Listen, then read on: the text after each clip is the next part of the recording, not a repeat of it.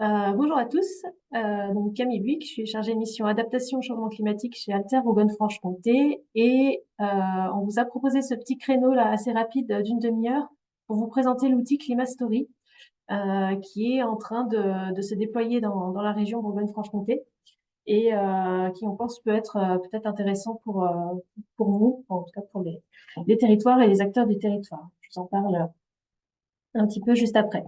On est en format réunion, donc n'hésitez pas, voilà, si vous avez des questions, à lever la main, à activer votre caméra quand vous parlez, voilà, qu'on puisse faire ça un petit peu de manière interactive. Il n'y a pas de souci. Alors, Climastory, c'est un support en fait pédagogique d'animation sur l'adaptation au changement climatique. Donc, c'est un outil qui a été créé par l'agence Auvergne-Rhône-Alpes Énergie Environnement, que vous voyez en bas de diapo le petit logo. Qui est en fait une agence régionale de l'environnement en Auvergne-Rhône-Alpes, qui a été financée du coup par la région Auvergne-Rhône-Alpes et un programme européen, et qui vise du coup à sensibiliser les élus et les acteurs des territoires sur le changement climatique à l'échelle d'un territoire et sur les actions d'adaptation qui peuvent être menées. Donc en fait, il y a un réseau d'animateurs qui sont formés à l'outil Climastory.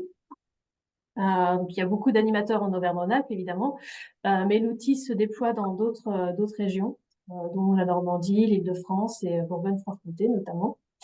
Et donc en Bourgogne-Franche-Comté, pour l'instant, je suis animatrice de cet outil-là. J'ai pas connaissance d'autres animateurs, si ce n'est le CEREMA, qui a aussi un certain nombre de personnes formées à l'outil et voilà, qui peuvent aussi venir intervenir dans la région. Alors, j'avais une petite vidéo de 2 minutes qui permet de présenter l'outil. J'essaie de vous la passer, mais comme je l'ai.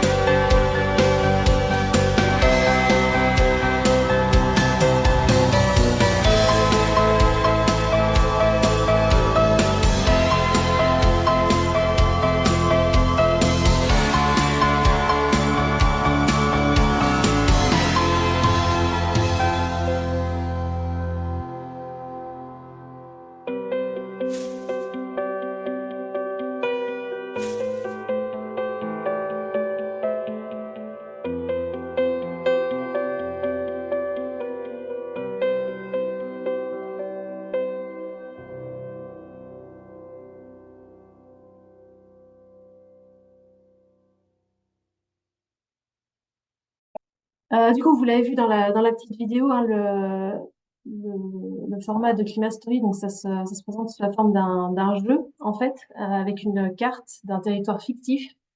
Donc, en début de jeu, on vous explique un petit peu quels sont les impacts du changement climatique sur ce territoire fictif. Et ensuite, on a 5 thèmes d'activité, c'est-à-dire qu'en fait, les joueurs prennent la position d'élus communautaires en charge d'une certaine thématique.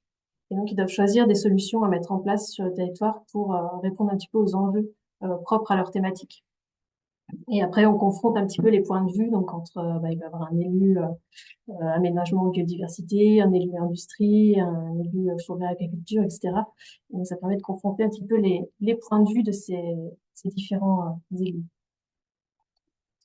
Donc, les thématiques qui sont abordées, c'est celles-là. On a donc agriculture et forêt, industrie, artisanat, commerce et tourisme, sécurité et santé, et puis une thématique un peu globale d'aménagement, de gestion des ressources et de la biodiversité. Et donc, les participants sont en binôme sur ces thématiques-là. On a des binômes d'élèves. Donc, Climastory, ça marche bien pour sensibiliser donc des personnes qui ont peu de connaissances sur le changement climatique, sur les actions d'adaptation, donc typiquement des nouveaux élus ou des services. Ça marche bien aussi pour travailler en mode interservice au sein d'une collectivité. Et puis que l'équipe soit avertie ou non, hein, en fait, de toute façon, comme on se met en position d'élu thématique, ça permet de se décentrer un petit peu de sa thématique de travail et d'explorer du coup sous un angle nouveau un petit peu les enjeux qu'il peut y avoir. Voilà, typiquement des gens qui vont travailler pas du tout sur ces thématiques-là vont pouvoir réfléchir du coup sous un nouvel angle d'approche. Donc ça permet vraiment de croiser un petit peu les regards. Donc ça, c'est un petit peu les objectifs de Climastory, hein. C'est à la fois, donc, en première partie, on va parler des impacts du changement climatique, et donc on va voir un petit peu les impacts en chaîne qu'il peut y avoir sur le tourisme, sur l'aménagement, sur les commerces, l'artisanat, etc. Après, on va avoir une connaissance des solutions possibles d'adaptation, puisque dans les solutions possibles, en fait, on a des petits jeux de cartes solutions. Donc, on a 70 solutions qui sont détaillées. Et vous l'avez vu dans la vidéo, hein, c'est des solutions, à la fois des solutions fondées sur la nature, à la fois des solutions plutôt d'anticipation des risques, ou des solutions un petit peu plus structurelles, des infrastructures, etc. Et puis, du coup, une expérience de la spatialisation des enjeux, puisque on va du coup placer les solutions sur le territoire, donc sur la carte du territoire, pour voir où est-ce qu'on voudrait agir en priorité. Et puis, on va voir du coup s'il y a des tensions ou des coopérations entre les différents acteurs. Et à la fin donc du jeu, on arrive à un plan d'action donc pour ce territoire fictif, ce qui donne une certaine idée de la gouvernance, parce qu'il y a des actions qui vont être portées directement par la collectivité, il y a des actions qui vont nécessiter de mobiliser des acteurs du territoire, il y a des actions qui vont être plus en direction du grand public, etc.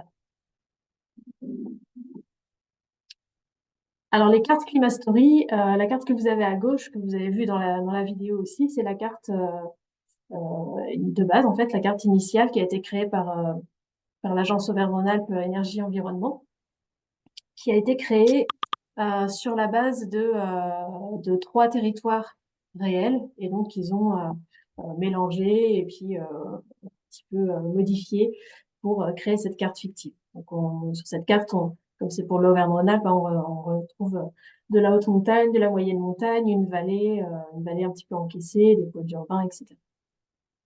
On a une autre carte qui a été développée par l'Agence normande biodiversité et développement durable, donc avec des enjeux côtiers. Et à Alter, on a développé donc là assez récemment une carte pour la Bourgogne-Franche-Comté qui est en cours de finalisation. Donc je vous la montre, mais il pourrait y avoir quelques ajustements encore de fait dessus.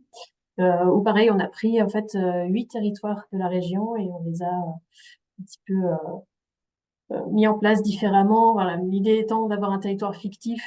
L'idée, voilà, n'est pas de reconnaître tel ou tel territoire, mais voilà, de représenter un petit peu la diversité des territoires qu'on peut avoir sur la région et des enjeux en fait qu'on peut avoir sur la région. Parce que vous voyez sur les cartes, il y a toujours un petit peu des impacts qui sont à noter déjà. Et puis il va y avoir des zooms, donc les ronds là, qui vont permettre de se focaliser sur certaines thématiques. Donc sur la Bourgogne-Franche-Comté, on a choisi un zoom urbain, donc celui qui est au milieu. Au nord, on a le zoom sur les sécheresses dans les prairies. Et au sud, on a un zoom sur la forêt. Au sud, on a plutôt les zones de moyenne altitude, les zones qui peuvent représenter le Morvan ou le Haut-Jura. Voilà. Je vous détaille pas les territoires qui ont été pris pour créer la carte parce que c'est pas forcément l'intérêt aujourd'hui. Et puis de toute façon, encore une fois, l'intérêt c'est pas de reconnaître ce qui a été utilisé, de reconnaître les territoires réels, hein, c'est de se projeter sur un territoire totalement fictif. Mais voilà, on va parler de cette carte. Excuse-moi de te couper. Pour cette carte, du coup, tu dis qu'elle est en train d'être finalisée. Vous pensez pouvoir l'utiliser dans les ateliers Climastory à partir de quand? À partir de la rentrée. En fait, on attend juste les retours donc de l'agence Auvergne-Rhône-Alpes, donc avec qui on est en convention pour pouvoir développer cette carte-là. Mm. Voilà, qui doit nous faire la validation finale en fait de la carte, mais à partir de ce moment-là, on pourra l'imprimer en grand format et jouer dessus comme on le fait avec la carte Auvergne-Rhône-Alpes. Ok, Bon, ça marche. jusqu'à présent, les animations qu'on a pu faire de Climastory sur en Bourgogne-Franche-Comté, on a utilisé la carte Auvergne-Rhône-Alpes, Mm. ce qui n'est pas forcément dérangeant parce qu'encore une fois, on est sur un territoire fictif de toute façon, donc on se déconnecte un petit peu de son propre territoire. Et puis, bah voilà, donc il y ait de la montagne dessus, même si on n'est pas un territoire montagnard, c'est pas forcément gênant parce que ça permet de se projeter sur un territoire imaginaire. Donc, de toute façon, qu'on utilise celle-là ou une autre carte, ce sera pas trop grave. Par contre, ça permet d'avoir une carte Bourgogne-Franche-Comté, de mieux refléter, bah, du coup, les enjeux auxquels on peut aussi être confronté, nous, sur notre territoire et d'amener un petit peu de réflexion derrière en écho, aux enjeux de nos territoires. Oui, moi je pense que c'est le plus pertinent, surtout si on Ouais. propose cet atelier à des élus. Au moins comme ça parle plus directement à notre territoire. Ok, ça marche. Je te remercie. Est-ce qu'il y a d'autres questions à ce stade sur l'outil? Je vais vous détailler après un petit peu les étapes du jeu, pour que vous compreniez mieux un petit peu comment ça se passe. Pas d'autres questions? Non, c'est tout bon. Oui, alors le jeu il peut se jouer sur trois versions différentes, c'est-à-dire qu'on peut adapter un petit peu le jeu au contexte dans lequel on le joue. L'approche A, donc c'est l'approche territoriale globale, en fait c'est le jeu un petit peu bah, de base. C'est-à-dire qu'on va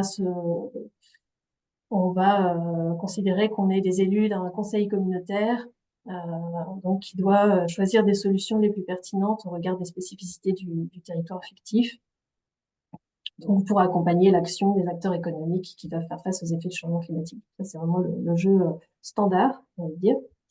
Après, on peut avoir une approche plus thématique. Donc ça, c'est le scénario B. On peut jouer Climastory en se disant, on va axer sur une thématique donnée. On va axer, par exemple, sur la forêt et l'agriculture. Ça, c'est possible aussi. On peut le jouer du coup, en proposant des solutions uniquement sur une des thématiques. Et puis après, il y a une approche extraterritoriale. Donc ça, c'est si on joue à une échelle plus large, par exemple département, région. Donc on va imaginer qu'on est des élus du département ou de la région et qu'on va devoir choisir des solutions pour, euh, pour accompagner en fait ce territoire-là. Voilà. C'est un petit peu, voilà, c'est un peu permettre de prendre un petit peu de hauteur sur l'animation qui est proposée. Voilà, je vous dis ça parce que notamment l'approche thématique, ça peut être intéressant peut-être pour certains d'entre vous. Mais après, voilà, l'approche globale, comme elle est proposée de manière standard, en général, elle marche plutôt bien. Et elle s'adapte aussi assez bien à différents contextes territoriaux. Donc concrètement, comment on joue? Donc je vous le disais, on va avoir 5 binômes d'élus thématiques, donc idéalement 10 joueurs. On peut faire un petit peu moins. Voilà, moi, je l'ai encore fait hier, on avait 8 joueurs. Dans ce cas-là, on regroupe deux thématiques ensemble, c'est pas hyper gênant. Mais en dessous de 8 joueurs, ça devient un petit peu compliqué, un petit peu moins intéressant du coup. On peut le faire à plus aussi. On peut imaginer des trinômes au lieu d'avoir des binômes. Donc, je dirais entre 8 et 15 joueurs, avec 10 joueurs étant vraiment l'idéal. C'est ce qui est le plus confortable. La durée du jeu, c'est à peu près 3 heures. En général, ça dure moins que ça.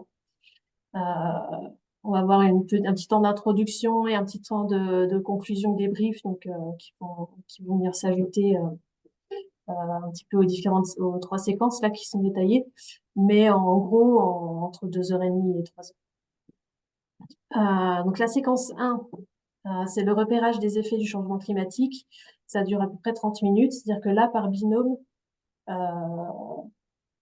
après avoir eu une description générale du territoire et des impacts du changement climatique sur ce territoire, donc ça se fait avec une petite vidéo ou ça peut se faire oralement, mais il y a une petite vidéo prévue pour ça, donc qui dure 2 minutes, qui présente donc ce territoire fictif, et puis qui décrit les impacts du changement climatique. Aux températures, on a des problèmes sur les prairies, on a un enjeu sur le tourisme de moyenne montagne, on a ci, ça, voilà, c'est un petit peu détaillé. Et donc après, pendant ces 30 minutes, là, par binôme du coup thématique, on va réfléchir sur la carte. Voilà, moi on est élu sur les industries. Les industries, elles vont du coup être confrontées à tel problème. Et puis du coup, ça va lier aussi les thématiques eau, ça va aussi lier aux thématiques aménagement, ça va lier ça. Voilà, on va essayer de faire un petit peu tous ces liens là pendant ce temps-là pour s'approprier du coup les spécificités de ce territoire fictif et puis s'approprier du coup les impacts thématiques. Et après, en deuxième séquence, c'est là qu'on va regarder un petit peu les solutions qui sont proposées. Donc, on a des jeux de cartes avec les 70 solutions, hein, comme je vous le disais. Et donc là, on va choisir les actions prioritaires qui devraient être menées sur le territoire pour les thématiques, donc pour chaque thématique. Donc chaque binôme va travailler, encore une fois, avec son angle thématique et il va choisir 3 actions prioritaires. Il va les disposer sur le territoire. Et après, on a un temps du coup, de croisement où chaque binôme va proposer ses actions et va attendre les réactions des autres binômes thématiques. Voilà, typiquement, nous, on propose de mettre des quotas sur l'utilisation de l'eau, par exemple, et puis il va y avoir une réaction des élus industrie qui vont dire bah non, ça va pas du tout, ou alors il faut faire une exception pour telle industrie, tel domaine industriel. L'agriculture, pareil, peut poser un veto en disant bah non, nous, on n'est pas d'accord avec ça non plus. Ou à l'inverse, on peut être d'accord et trouver des endroits de collaboration, en fait, de coopération entre les différentes thématiques. Par exemple, sur l'aménagement, la biodiversité, voilà, d'accord, ou sur la santé, sur le fait de renaturer en ville, on va être d'accord avec du coup les élus biodiversité et aménagement. Voilà, ça peut être des choses comme ça. Donc ce temps-là, il est assez intéressant parce que ça permet déjà de prendre connaissance de tout un panel de solutions qui peuvent être mises en place, et puis après de confronter les points de vue des différentes thématiques. Et après, donc sur la séquence 3, on va être sur le choix des solutions, l'organisation du plan d'action. Donc là, on va être sur la construction d'un plan d'action pour ce territoire fictif, avec des actions qui seront portées directement par la collectivité, ou des actions qui vont nécessiter de mobiliser des acteurs, ou des actions de communication à destination du grand public, qui sont pas mal dans les cartes actions. Voilà, donc là, ça prend aussi à peu près sur ce stade.